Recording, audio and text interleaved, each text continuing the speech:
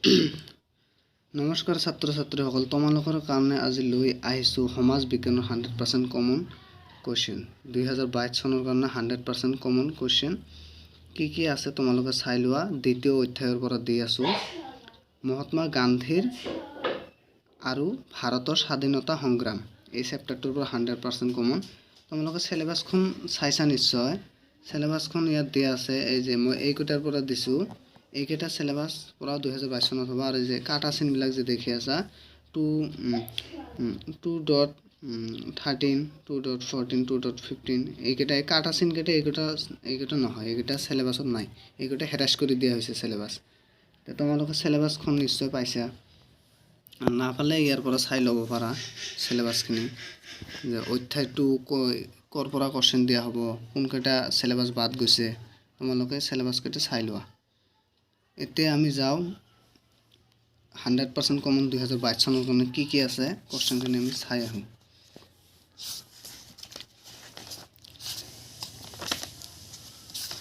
তোমালোকে পেজ ওলোৱা 23 নম্বৰ পেজত আহা। 23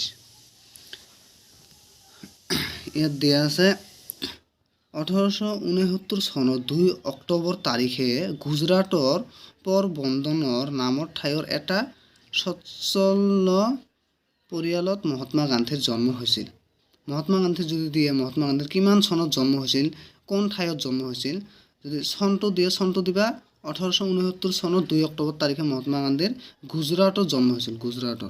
গুজৰাটৰ পৰবন্দৰ নামৰ ঠাইত, এইটো দিবা। এইটো 1 মাৰ্ক 2 মাৰ্কৰ কাৰণে কমন হয়, আহিলে 2 মাৰ্ক থাকিব। আৰু এইফালে এটা দিয়া আছে,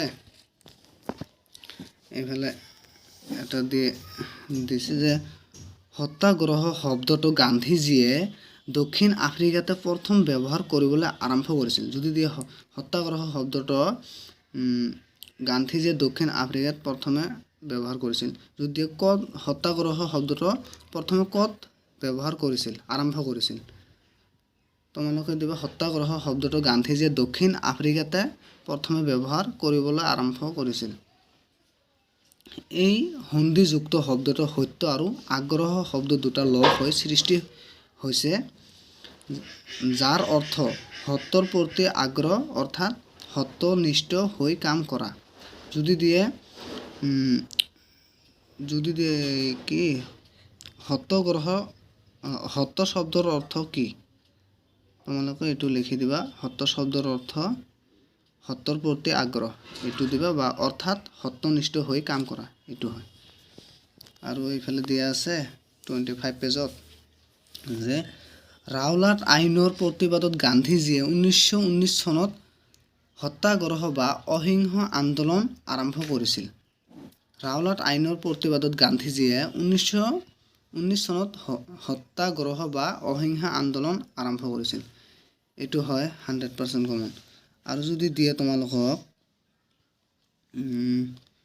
সত্যাগ্ৰহ কি, তোমালোকে লিখিবা গান্ধীজীৰ মতে সত্যাগ্ৰহ হ'ল এক আধ্যাত্মিক আন্দোলন, এক বিশুদ্ধীকৰণ আৰু প্ৰায়শ্চিত্তকৰণৰ প্ৰক্ৰিয়া, এইটো। আৰু 1919 চনৰ 6 এপ্ৰিলত হৰতাল কাৰ্যসূচীৰে এই আন্দোলন আৰম্ভ কৰিছিল। এই আন্দোলন কেতিয়া আৰম্ভ কৰিছিল, তোমালোকে দিবা 1919 চনৰ 6 এপ্ৰিলত হৰতাল কাৰ্যসূচীৰে এই আন্দোলন আৰম্ভ কৰিছিল। সত্যাগ্ৰহ আন্দোলন কেতিয়া আৰম্ভ কৰিছিল, 1919 চনৰ 6 এপ্ৰিলত আৰম্ভ কৰিছিল। আৰু এইফালে দিছে এইফালে কমন কুৱেশ্যন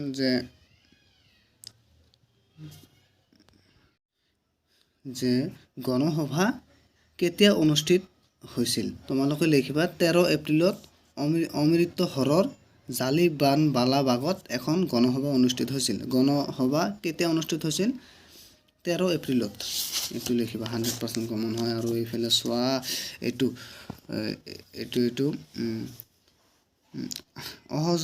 অসহযোগ আন্দোলন কিমান চনৰ পৰা কিমান চনলৈ চলিছিল, যদি এই কুৱেশ্যনটো কৰে তোমালোকে লিখিবা অসহযোগ আন্দোলন 1920 চনৰ পৰা 1922 চনলৈ চলিছিল। এইটো হয় 2 নম্বৰৰ কাৰণে ইম্পৰ্টেণ্ট। আৰু এইটো দিছে অসহযোগ আন্দোলনত বিভিন্ন কাৰকে বিভিন্ন সময়ত অৰিহণা যোগাইছিল। ইয়াৰ কিছুমান উল্লেখযোগ্য কাৰণ হ'ল, প্ৰথমত দিছে 1 নম্বৰত কৈছে প্ৰথম বিশ্বযুদ্ধ ভাৰতীয়সকলৰ অনিষ্ট, কিয়নো ইয়াৰ ফলত ভাৰতৰ অৰ্থনীতি আৰু ইয়াৰ মানৱ সম্পদত বিৰূপ প্ৰভাৱ পৰিছিল। আৰু 2 নম্বৰত কৈছে 1919 চনৰ বাউলাল একটৰ জৰিয়তে ব্ৰিটিছৰ বৰ্ধিত দমনমূলক নীতি গ্ৰহণ।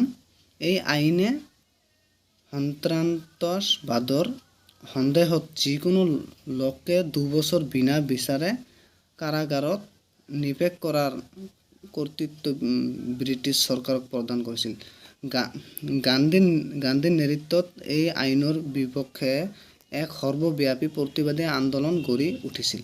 আৰু 3 নম্বৰত কৈছে 1919 চনৰ জালিয়ানৱালাবাগৰ হত্যাকাণ্ড। আৰু 4 নম্বৰত কৈছে ব্ৰিটিছসকলৰ দ্বাৰা ভাৰতবৰ্ষত অৰ্থনৈতিক শোষণ। আৰু 5 নম্বৰত দিছে ভাৰতীয় মুছলমানসকলৰ দ্বাৰা আৰব সাম্ৰাজ্যৰ সুৰক্ষাৰ হকে আৰম্ভ হোৱা খিলাফত আন্দোলন। এইকেইটা তোমালোকে যদি পঢ়া আহিব, যদি দিয়ে 5 নম্বৰে পাবা। এইকেইটা পঢ়িবা আৰু চোৱা। আৰু এইটো চাবা, এই যে দিছে 1930 চনৰ 26 জানুৱাৰী দিনটো গোটেই দেশ জুৰি স্বাধীনতা দিৱস পালন কৰা হয়। এইবিলাক কোৱেশ্যন দিব পাৰে। আৰু ইয়াত দিছে আইন অমান্য আন্দোলনৰ অন্যতম প্ৰধান কাৰণ আছিল। যদি দিয়ে আইন অমান্য আন্দোলনৰ অন্যতম প্ৰধান কাৰণ কি, তোমালোকে লিখিবা ব্ৰিটিছ চৰকাৰৰ দ্বাৰাই চাইমন কমিশ্যন গঠন। এইটো হ'ব। আৰু দিছে ৰাজনৈতিক দল আৰু সামাজিক সংগঠনবোৰে ভাৰতীয় প্ৰতিনিধি নথকা বা ইয়াক গ্ৰহণ কৰা নাছিল আৰু শ্বেতকায়সকলৰ কমিশ্যন বুলি অভিহিত কৰিছিল। এইটো কমন হয়। আৰু এইফালে চোৱা গান্ধী আৰু উয়ন চুক্তি। এইটো কোৱেশ্যন কমন হয়। গান্ধী আৰু উয়ন চুক্তি, এইটো 100% কমন হয়। 1931 চনৰ 5 মাৰ্চ তাৰিখে ভাৰতৰ ভাইচৰয় লৰ্ড আৰউইন আৰু মহাত্মা গান্ধীৰ মাজত এখন বুজাবুজিৰ চুক্তি সম্পূৰ্ণ হয়। এইটো 100% কমন হয়। আৰু এইফালে দিছে ভাৰত ত্যাগ আন্দোলন আগষ্ট মাহত অনুষ্ঠিত হয় 1942 চনত। 1939 চনৰ ছেপ্টেম্বৰ মাহত দ্বিতীয় বিশ্বযুদ্ধৰ আৰম্ভ হৈছিল। যদি কয় কোৱেশ্যন কৰে যে দ্বিতীয় বিশ্বযুদ্ধ কেতিয়া আৰম্ভ হৈছিল, তোমালোকে লিখিবা 1939 চনৰ ছেপ্টেম্বৰ মাহত দ্বিতীয় বিশ্বযুদ্ধৰ আৰম্ভ হৈছিল। আৰু এইফালে লিখিবা যে আগষ্ট বিপ্লৱ নামেৰে 1942 চনৰ আগষ্ট মাহত নিখিল ভাৰত কংগ্ৰেছ কমিটিয়ে ভাৰত ত্যাগ আন্দোলনৰ আৰম্ভ কৰিছিল। যদিও ভাৰত ত্যাগ আন্দোলন আৰম্ভ কোনে কৰিছিল? নিখিল ভাৰত কংগ্ৰেছ কমিটিয়ে ভাৰত ত্যাগ আন্দোলন আৰম্ভ কৰিছিল। যদিও কিমান চনত আৰম্ভ কৰিছিল, তোমালোকে লিখিবা যে 1942 চনৰ আগষ্ট মাহত আৰম্ভ কৰিছিল ভাৰত ত্যাগ আন্দোলন। আৰু দিছে আগষ্ট মাহত প্ৰস্তাৱ গৃহীত হোৱা বাবে এই আন্দোলনৰ আগষ্ট বিপ্লৱ নামেৰে জনা যায়। আৰু এইফালে চোৱা, এইফালে দিছে 1942 চনৰ মাৰ্চ মাহত বিদেশবাসী ভাৰতীয়সকলক লৈ টকিঅ'ত বহা এখন সভাত ভাৰতীয় সশস্ত্ৰ লীগ গঠন কৰা হৈছিল। এইটো মষ্ট ইম্পৰ্টেণ্ট। এইটো আহিবই 2022 চনত, এইটো আহিবই। এইটো খুব ইম্পৰ্টেণ্ট কোৱেশ্যন হয়। আৰু এইফালে দিছে যে সুভাষ চন্দ্ৰ বসুই 1945 চনৰ আগষ্ট মাহত এটা বিমান দুৰ্ঘটনাত প্ৰাণ হেৰুৱায় বুলি কোৱা হয়। যদি দিয়ে তোমালোকক কোৱেশ্যন যে সুভাষ চন্দ্ৰ বসু কিমান চনত মৃত্যু হয়, তোমালোকে লিখিবা 1945 চনৰ আগষ্ট মাহত সুভাষ চন্দ্ৰ বসু দুৰ্ঘটনাত এইফালে এটা কোৱেশ্চন আছে চোৱা কোৱেশ্চনটো কৈছে লৰ্ড মাউণ্ট বেটেনে ঘোষণা কৰে কংগ্ৰেছ নেতাসকলক পতিয়ন নিয়াবলৈ সক্ষম হয় তেওঁৰ ঘোষণাৰ প্ৰথম বৈশিষ্ট্যসমূহ আছিল এনে ধৰণৰ লৰ্ড মাউণ্ট বেটেনে প্ৰথম বৈশিষ্ট্য যদি লিখিব দিয়ে লৰ্ড মাউণ্ট বেটেনৰ প্ৰথম বৈশিষ্ট্যসমূহ হ'ব 1 নম্বৰত কৈছে ভাৰতবৰ্ষক বিভাজন কৰা হ'ব 2 নম্বৰত দিছে উত্তৰ পশ্চিম সীমান্ত প্ৰদেশত গণমত সাপেক্ষে বাসিন্দাসকলে ভাৰত অথবা পাকিস্তানত যোগদান কৰিব পাৰিব পাঞ্জাৱ আৰু বংগদেশৰ প্ৰাদেশিক বিধানমণ্ডলে প্ৰদেশ দুখন বিভাজিত হ'ব নে নহয় নিজে সিদ্ধান্ত গ্ৰহণ কৰিব আৰু 4 নম্বৰত কৈছে দেশীয় ৰাজ্যবোৰে নিজৰ ইচ্ছা অনুসৰি ভাৰত বা পাকিস্তানত যোগ দিব পাৰিব এটো হয় 100% কমন আৰু এটো যে দিছে যে 1947 চনৰ জুলাই মাহত ব্ৰিটিছ সংসদে ভাৰত স্বাধীন আইন অনুমোদন কৰে ইয়াৰ মূল দফা আছিল যদি ইয়াৰ দফা কেইটা যদি লিখিব দিয়ে যে 1947 চনৰ জুলাই মাহত ব্ৰিটিছ সংসদে ভাৰত স্বাধীন আইন অনুমোদন কৰা দফা মূল দফা কেইটা লিখা তোমালোকে লিখিবা 1 নম্বৰত কৈছে 1947 চনৰ 15 আগষ্টত ভাৰত আৰু পাকিস্তানে স্বাধীনতা লাভ কৰিব আৰু 2 নম্বৰত লিখিবা 2 নম্বৰত লিখিবা ভাৰত আৰু পাকিস্তান নামেৰে দুখন স্বশাসিত দেশ গঠন কৰা হ'ব আৰু উক্ত দেশ দুখনৰ সংবিধান সভাই ব্ৰিটিছ কমনৱেলথত দেশ দুখনে যোগ দিব নে নিদিয়ে নিজাববীয়াকৈ সিদ্ধান্ত ল'ব আৰু এইফালে দিছে এইফালে আৰু আছে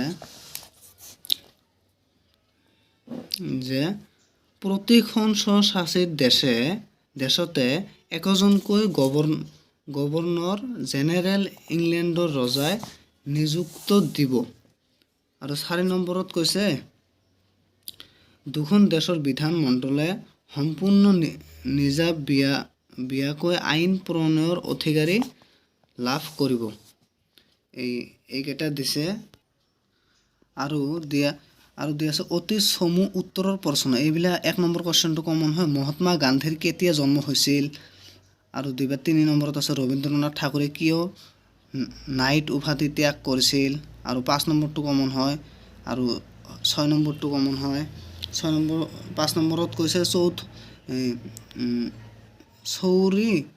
চৌৰিৰাৰ ঘটনা কেতিয়া সংঘটিত হৈছিল আৰু 6 নম্বৰত কৈছে কেনে পৰিস্থিতিত লালা লাজপাত ৰায়ৰ মৃত্যু হৈছিল এইটো 100% কমন হয় আৰু 9 নম্বৰটো কমন হয় 9 নম্বৰত কৈছে হিমন্ত গান্ধী নামেৰে কাক জনা যায় আৰু 12 নম্বৰত কৈছে কোনটো আন্দোলনৰ সময়ছোৱাত গান্ধীজীয়ে কৰিম কিংবা মৰিম শ্লোগান দিছিল এইটো মোষ্ট ইম্পৰ্টেণ্ট এইটো 2022 চনত আহিব আৰু 15 নম্বৰ দিছে ভাৰত আৰু পাকিস্তানৰ মাজত সীমাৰেখা কি নামেৰে জনা যায় এইটো কমন হয় আৰু দীঘল উত্তৰৰ প্ৰশ্নৰ পৰা কমন দি আছো চাই লোৱা 1 নম্বৰ কোৱেশ্চনটো কমন হয় 1 নম্বৰত কৈছে সত্যাগ্ৰহ বুলিলে কি বুজা যি তিনিটা স্থায়ী বিবাদৰ ক্ষেত্ৰত গান্ধীজীয়ে সত্যাগ্ৰহক প্ৰথমে প্ৰয়োগ কৰিছিল সেই তিনিটাৰ বিষয়ে সংক্ষিপ্ত ৰূপত লিখা এইটো হয় 100% কমন আৰু 2 নম্বৰত চাই তোমালোকে 1920 চনত গান্ধীজীয়ে কিয় অসহযোগ আন্দোলন আৰম্ভ কৰিছিল ইয়াৰ কাৰ্যসূচী কি আছিল গান্ধীজীয়ে কিয় এই আন্দোলন বন্ধ কৰিছিল এইটো 2022 চনৰ কাৰণে মোষ্ট ইম্পৰ্টেণ্ট কোৱেশ্চন 3 নম্বৰটো আৰু লাষ্ট কমন কোৱেশ্চনটো হৈছে কি পৰিস্থিতিত ভাৰত ত্যাগ আন্দোলনৰ সূচনা হৈছিল ভাৰতৰ স্বাধীনতা সংগ্ৰামত এই আন্দোলনৰ কাৰ্যসূচীক তুমি মোবাইলৰ খুঁটি হিচাপে সাব্যস্ত কৰিব খোজানে তোমাৰ মতামতৰ সমৰ্থনত যুক্তি দিয়া এইখিনি আজিৰ কমন আছিল তোমালোকক যদি ভিডিঅ'টো ভাল লাগে এটা লাইক কৰি দিয়া আৰু ষ্টুডেণ্ট হেল্পফুল আসাম চেনেলটো সাবস্ক্ৰাইব কৰি নতুন ভিডিঅ' পাবলৈ ছাবস্ক্ৰাইব কৰিবা। Good bye.